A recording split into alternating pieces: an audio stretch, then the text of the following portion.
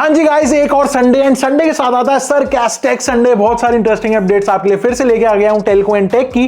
Take के लिए आए हो तो टाइम स्टैम्प ये रहा, अगर टेल्को के लिए आए हो तो पहली अपडेट आती है बीएसएनएल की तरफ से। बीएसएनएल ने अपने दो नए प्लान्स निकाल दिए, 215 एंड 628। 215 रुपए में 30 दिन की वैलिडिटी मिलेगी, 100 SMS daily and 2 GB data daily मिलेगा पूरे एक महीने के लिए। हाँ वो तो 30 दिन की वैलिडिटी हो गई ना, ये तो धोती खोल रहा। अनलिमिटेड कॉलिंग तो साथ में है ही, लेकिन इंटरेस्टिंग चीजें हैं यहाँ पे, कुछ एड ऑन्स जो आपको इस समय पे बंडल होके मिल रहे हैं बीएसएनएल की तरफ से। बीएसएनएल ने पहले आईपीटीवी अपना बी टीवी लॉन्च किया था, उसके 300 चैनल जो आपको लाइव वाले फ्री मिल रहे हैं, आपके फोन पे आप स्ट्रीम कर पाओगे।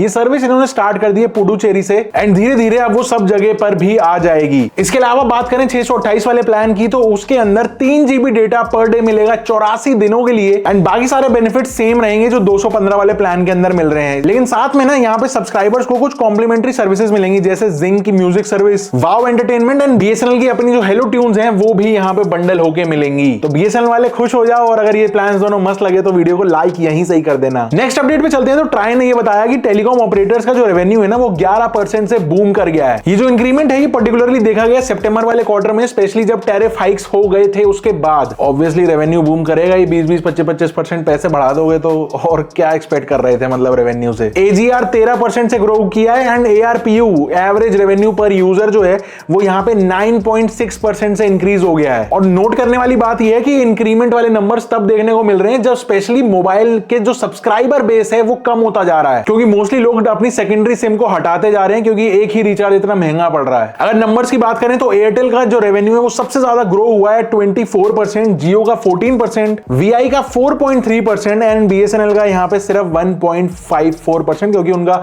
4G अभी अच्छे से ही पूरा लॉन्च नहीं हुआ। एंड एक और मेजर रीजन है बीएसएनएल का हाइक नहीं होने का, वो ये कि भाई प्राइस ही उनका उतना ही है, उन्होंने बाकी कंपनी से 10-20% पैसे भी नहीं बढ़ाए थे। नाउ अगली अपडेट पे चलने से पहले let me tell you about a crazy app by उडू, जो हमारे इस वीडियो के स्पॉन्सर भी हैं। देखो, चाहे आप कोई भी बिजनेस चला रहे हो या फिर आप एक प्रोफेशनल हो, इनवॉइसिंग एक ऐसी चीज है जो आपको करनी ही करनी पड़ेगी, फिर भले आप किसी भी कैटेगरी में सेल्फ एम्प्लॉयड हो। So exactly this invoicing is very easy in today's date with उडू। उडू एक बिजनेस मैनेजमेंट ऐप है जिसमें आप बहुत सारे टूल्स यूज करके अपने बहुत सारे कामों को बहुत इजी बना सकते हो। एंड बात रही जब इनवॉइसिंग की, तो सिंपली उडू पे जाओ, अपना फ्री अकाउंट बनाओ, यहाँ पे इनवॉइसिंग वाली ऐप को सिलेक्ट कर लो एंड अपने बिजनेस की सारी बेसिक डिटेल्स यहाँ पे एंटर कर दो। उसके बाद आपको मांगेगा कस्टमर डिटेल्स, यहाँ पे आप अपने कस्टमर की बेसिक डिटेल्स, नाम, address, GST, place of supply, item की डिटेल्स की आपने क्या उसको इनवॉइस करना है, सब कुछ कर आगे टैक्स भी इसी में जुड़ जाता है। एंड फाइनली आप कस्टमर को उसके ईमेल पर ही यहीं से ही इनवॉइस शेयर कर सकते हो। इससे इजी क्या ही चाहिए भाई। इंटरेस्टिंगली यहाँ पे आपको इनवॉइस का स्टेटस भी मिल जाता है कि कौन सा इनवॉइस पेड है, कौन सा नहीं है, किसी का पेमेंट आना बाकी है, तो वहीं पर ही आपको एक मस्त समराइज्ड व्यू मिल जाता है। Now cherry on the cake ये है कि उडू की first app is free for life, so देर मत करो, लिंक नीचे डिस्क्रिप्शन में दे दिया, जाके चेकआउट कर लो। Now moving on to our next update. अगली अपडेट फिर से ट्राई की तरफ से है। ट्राई ने यहाँ पे एक एडवाइजरी ये निकाली है कि भाई बहुत सारे फ्री रिचार्ज जैसे स्कैम्स चल रहे हैं मार्केट में, उसके लिए अवेयरनेस का एक मैसेज डाला है कि बहुत सारे स्कैमर्स आपको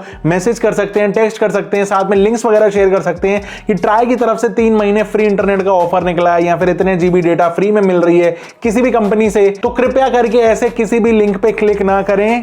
ट्राई या फिर किसी भी कंपनी की तरफ से कोई फ्री डेटा का कोई स्कीम ऐसा नहीं चल रहा है। रिचार्ज के जो ऑफर्स या फिर डील्स होती हैं वो पर्टिकुलरली टेलीकॉम कंपनीज निकालती हैं, ट्राई नहीं निकालती। एंड अगर किसी भी कंपनी ने कोई अच्छी डील निकाली हुई है तो वो उनकी आप ऐप या फिर ऑफिशियल चैनल पे जाके चेकआउट कीजिए, ना कि फॉरवर्ड वाले व्हाट्सएप मैसेज या फिर अपने टेक्स्ट मैसेज में। तो अगर ऐसा कोई लिंक भी आता है तो आप रिपोर्ट भी कर सकते हो इनको साइबर क्राइम में, सस्पिशियस लिंक्स इनको बोलते हैं। अगली अपडेट पे चलते हैं। तो वी ने ना कुछ एनुअल प्रीपेड प्लान्स निकाले हुए हैं, उनको एक बार चेकआउट कर लेते हैं काफी सारे, क्योंकि वी की जो पब्लिक है हमारे पास चैनल पे बहुत ज्यादा है। तो यहाँ पे 35.99 है, 36.99 है, 37.99 है। 3 रिचार्जेस काफी पॉपुलर चल रहे हैं इस टाइम पे। इन सब में ना सबसे पहले आपको रात के 12 बजे से दिन के 12 बजे तक डेली साल भर अनलिमिटेड डेटा मिल रहा है एंड बाकी के जो घंटे हैं उनके लिए 2 GB पर डे मिलेगा। अब 36.99 में 1 साल का आपको Disney plus Hotstar mobile subscription and 37.99 में आपको Amazon प्राइम लाइट इंक्लूड होकर मिल जाता है। तो 100 रुपए का डिफरेंस है, तो इसलिए ये सिर्फ सब्सक्रिप्शन का ही डिफरेंस यहाँ पे आया। ये जो नए प्लान है ये अभी महाराष्ट्र, दिल्ली, गुजरात, तमिलनाडु, केरला, वेस्ट बंगाल, पंजाब एंड हरियाणा में अवेलेबल हो चुके हैं। तो अगर कोई वी के यूजर ईयरली रिचार्ज प्लान को देख रहे हैं तो ये जरूर चेकआउट कर लेना, क्योंकि 12 घंटे अनलिमिटेड डेटा काफी सही चीज लगी। धीरे धीरे शायद 24 पे भी ले आए तो फिर क्या ही बात होगी। नहीं, अगली अपडेट पे चलते हैं तो वो अगेन बीएसएनएल की तरफ से। लास्ट वीक अगर आपने हमारा संडे वाला एपिसोड देखा होगा तो हमने बताया था कि बीएसएनएल के लिए वीआरएस स्कीम की बात की जा रही है कि भाई किसी तरीके से वीआरएस इसके अंदर ले आया जाए एंड जो एम्प्लॉय की सैलरीज हैं वो यहाँ पे कुछ रिड्यूस कर पाए, जिससे प्रॉफिट थोड़ा सा कंपनी ग्रो कर पाएगी। कंपनी के जो एम्प्लॉय की यूनियन है ना वो डिमांड कर रही है बोर्ड ऑफ डायरेक्टर से कि भाई ये जो आपने वीआरएस का रायता फैला रखा है इसको वापस से हटा दो, हमें कोई वीआरएस नहीं चाहिए, हम तो काम करेंगे, पूरी तनख्वाह लेंगे, कंपनी चले नहीं चले। मजाक से हटके तो उन्होंने ये बोला कि भाई हम एज अ कंपनी को फोकस करना चाहिए कि कहां पे क्या क्या इश्यूज हैं उनको बैठ के रिजॉल्व करना चाहिए, जो कंपनी से गलत पॉलिसीज हैं उनको सुधारें एंड जो सारी इनएफिशिएंसीज हैं उनको ठीक कर दें। कहने का मतलब सिर्फ एम्प्लॉय का नंबर काउंट कम करने से कोई सॉल्व नहीं हो जाएंगी प्रॉब्लम, बल्कि एम्प्लॉयज बने रहें लेकिन नेटवर्क को और ज्यादा ग्रो किया जाए, वो ज्यादा फोकस होना चाहिए। अब हालांकि ये स्टेटमेंट सुनने में काफी अच्छा है, लेकिन फील्ड रियलिटी देखोगे तो बीएसएनएल का सिग्नल और नेटवर्क प्रॉब्लम में काफी इशू चल रहा है। 1 जनवरी से लगातार पोर्टल्स के ऊपर बीएसएनएल के यूजर्स काफी ज्यादा रिपोर्टिंग कर रहे हैं कि भाई नेटवर्क्स के अंदर बहुत अलग अलग तरीके के इश्यूज देखने को मिल रहे हैं। ऑल्सो एक अपडेट यहां पे देता हूं, हमारे सब्सक्राइबर है एक पीयूष, मैं यहां पे स्क्रीनशॉट लगा दूंगा, उन्होंने मुझे नोटिफाई करके बताया था इंस्टा पे कि नोएडा के अंदर अब बीएसएनएल का वोल्टी अवेलेबल हो चुका है। तो सबसे पहले तो shout out to Piyush, and अगर कोई नोएडा से है तो बीएसएनएल को आप चेकआउट कर सकते हो, शायद यहां पे सर्विसेज से वापस से रिस्टोर हो रही है धीरे धीरे। अब आ जाते हैं टेक पे, तो यहां पे हमारा होम मिनिस्ट्री के अकॉर्डिंग जो फेवरेट प्लेटफॉर्म है ना स्कैमस्टर्स का स्कैम करने के लिए वो है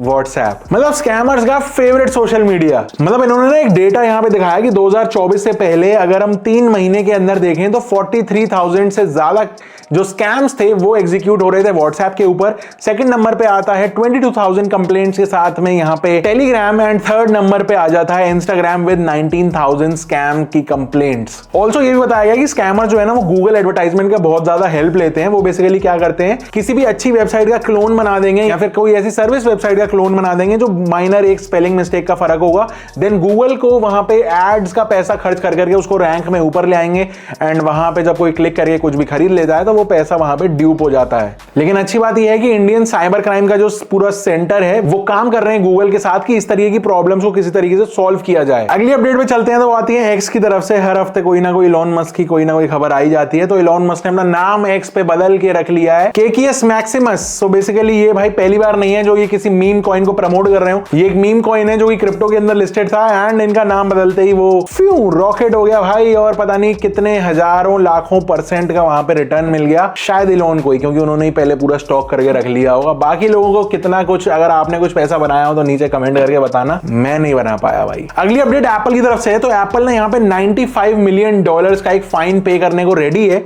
जो कि सिरी के अगेंस्ट में एक कंप्लेंट लगी गई, तो अब वो वैलिड प्रूवन हो चुकी है। एक्चुअली ना सिरी के ऊपर ये एलिगेशन लगाया गया था कि सिरी यूजर के बिना परमिशन के उसकी आवाज रिकॉर्ड कर रही है। तो इसमें ना लॉसूट फाइल हुआ था, एंड इसके अंदर निकल के ये आया कि सिरी कभी कभार हमारी बातें रिकॉर्ड कर लेती है एंड देन थर्ड पार्टी को वो डेटा भेजती है जिससे चीजें प्रोसेस हो पाए। ये हुआ तब जब एक यूजर ने बोला कि हमने प्राइवेट में कोई चीजें बात करी थी एंड उससे रिलेटेड हमको एड्स आना शुरू हो गए, इसका मतलब कुछ तो झोल है। आप बताओ आपके साथ ऐसा कितनी बार होता है कि आप अपने फ्रेंड्स से या अपने फैमिली से कुछ भी फोन पे बात कर रहे हो या फिर रूम में ही आपस में बैठ के बात कर रहे हो, एंड उस कॉन्वर्सेशन से रिलेटेड चीजें जो आपने मेंशन करी हो उनके एड्स आना इंस्टेंटली स्टार्ट हो गए हो। मेरे साथ काफी बार हुआ है। अगली अपडेट पे चलते हैं, तो माइक्रोसॉफ्ट के जो प्रेसिडेंट हैं उन्होंने ये बोला कि भाई $80 बिलियन ये खर्च करने को राजी हैं 2025 के अंदर, वो भी सिर्फ और सिर्फ डेटा सेंटर्स पर। ये नॉर्मल नहीं बल्कि कुछ स्पेशल डेटा सेंटर्स होंगे जहां पे एआई प्रोग्राम्स को रन किया जाएगा। सिर्फ रन ही नहीं बल्कि एआई को ट्रेनिंग भी दी जाएगी। हमने 1 से 2 महीने पहले ये देखा था कि एआई जिस हिसाब से डेटा सेंटर्स के अंदर मतलब जितनी पावर लग रही है उस हिसाब से इन कंपनीज को न्यूक्लियर एनर्जी की जरूरत पड़ेगी। ऑल्सो इस चीज में अगर आप प्रैक्टिकली देखोगे ना, यूएस अभी इस रेस में सबसे आगे है क्योंकि सबसे ज्यादा पैसा जो है कंपनीज वहां की लगा पा रही है इन्वेस्टमेंट के लिए,